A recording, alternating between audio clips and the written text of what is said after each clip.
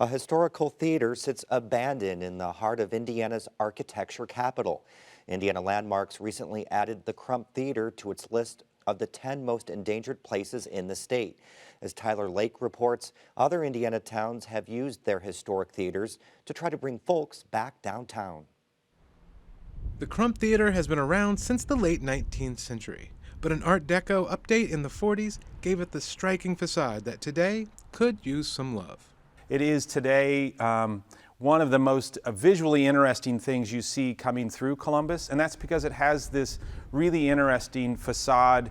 Richard Mccoy is the director of Landmark Columbus. It's a local organization that raises awareness about the city's design heritage. He says the community is divided about wanting to preserve the Crump Theater. What Landmark Columbus has done sort of quietly is continued to think about what it would be the highest and best use of this building. And one of the things that we've found recently is that Columbus wants a performing arts center. McCoy says the building needs a lot of work, and it's more than just busted seats and peeling paint. The building is deemed not safe for use by the fire department.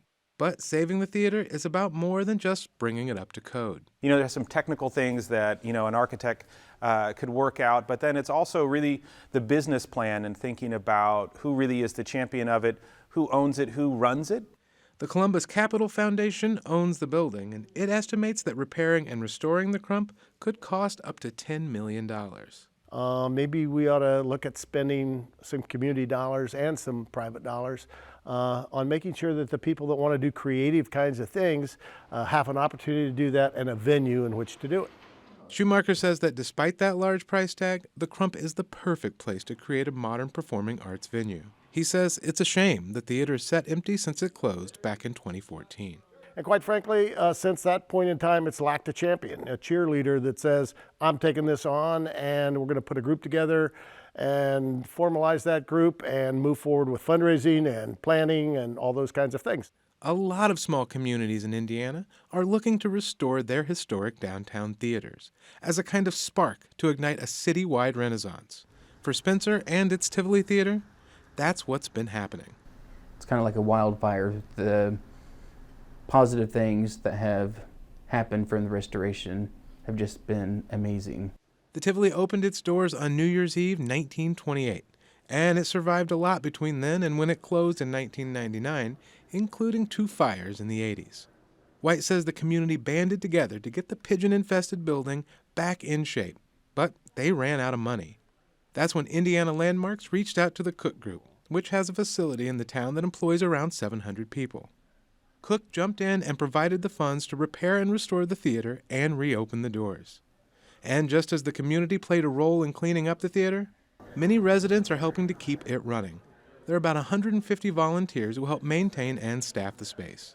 He says the collaboration between the nonprofit Indiana Landmarks and Cook helped turn the page on the city's downtown. In the 80s, most of the shops in the downtown faded away.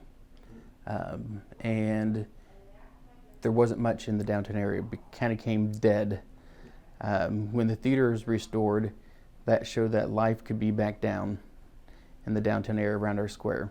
With that same goal in mind, to bring life back to a sleepy downtown, folks in Franklin came together to drum up the money and labor needed to bring the Artcraft Theater back to life. The theater was built in the 20s, but the opulent Art Deco marquee added in the late 40s gave it the face that, thanks to a lot of hard work, it still wears today. The city created the Franklin Development Corporation, and that helped fund restoring facades and helping out other business people get their places fixed up. And so it started to snowball. That's the exact phrase. When Franklin Heritage took ownership of the building back in 2004, it was in need of a lot of care. The ceiling had collapsed and the building was condemned. The state awarded Franklin a $50,000 matching grant to help restore the space, but that didn't come close to covering the cost. It was a partnership between city leaders and the community that made the project a success. And we're just adding on to the history. We're caretakers for this. We want to make sure that younger generation will pick up and say, okay, we have to keep this town going, and this is what's going to drive it. And when you take a look at the block where the theater sits, the impact is clear. The restoration helped build up all the nearby shops and ignite the local economy. The question in Columbus, though, is could the same thing happen here? The key to success may lie in finding the right champion. You have to be a cheerleader. You have to be that motivating force, and you have to get other people behind you. For Indiana Newsdesk, I'm Tyler Lake.